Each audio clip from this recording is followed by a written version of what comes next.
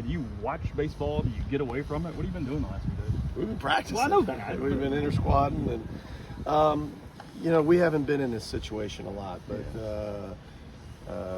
I think the best thing you can do is just hope that you're going to have an answer like this today and just keep practicing. We inter-squadded on Friday and Saturday and threw the guys that needed to throw, and certainly you need those at bats. Probably the biggest fear is you get good news like this today and you're not prepared. And so, that was a challenge, and we said that numerous times, I think, over the last few days to just remind the guys, because it's hard. They're 18 and 22 years old, and there's a lot of uncertainty, right? And because of all that's out there, you just don't know. And so you stay in your dugout, and you try to, practice and get better, and but it's not easy. And that's certainly, and the truth is, even when you're in, it's not easy. I mean, it's a time of year where they just want to play, and it's hard to practice. It's hard to accomplish things, I think, when you're not. But I'm proud of the guys. They hung in there and had a good weekend. And but I think me personally, yeah. I mean, you look. I mean, this is what we do, right? Mm-hmm. This is how you make your living, and so you try to follow it, but probably not as much as everybody else, because it's exhausting. To continue to look, and as teams, as they say, the bubble shrinks. You get frustrated at teams that you don't even know, you've never seen before. But at the end of the day, we've been on the wrong side of this, and it's tough. It's great for some teams like us today, that are on the bubble and get in, and I think it's we've been on the other side where you think you deserve to be in, and you feel that in your heart, but it didn't happen, and so obviously we're excited. What was the emotion like in that room when Ole Miss finally came on the screen? You saw the video, yeah, it was pretty cool. Been here 21 times we've done that, and 18 in our favor, and I've never seen it that ecstatic, and it's really cool because it's from a group, and not to get into the minutia of the who deserves to be in and who doesn't, but from a personal standpoint, a team that I think is really good, a team that at times this year, we weren't at our best, and at times we were really good, but to see them, that excited, to continue to play, was really neat. Flip side of it, Kevin was kind of telling us about the tension when they went to that first commercial break and y'all hadn't heard your name yet. What was the room kind of like at that point?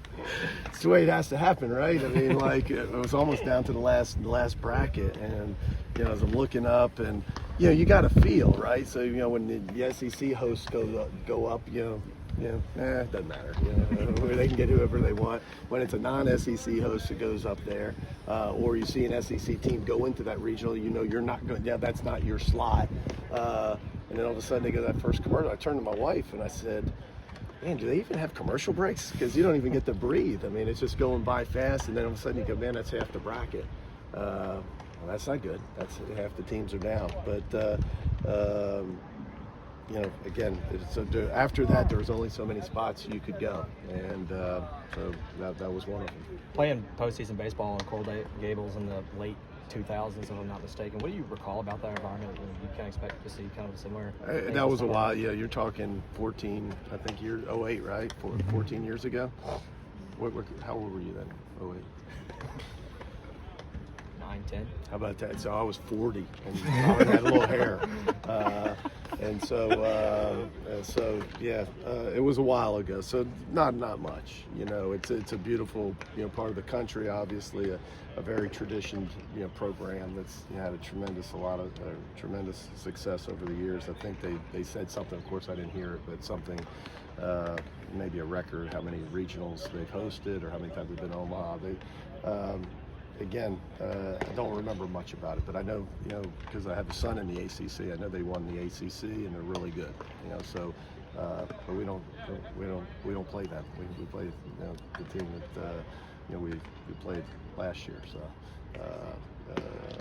think we need to focus on Arizona. How much carryover is there? Do you have any idea yet with Arizona's roster? No, and anything from last year? just again, you don't know, and you have no idea, and you're just looking for your name to pop up.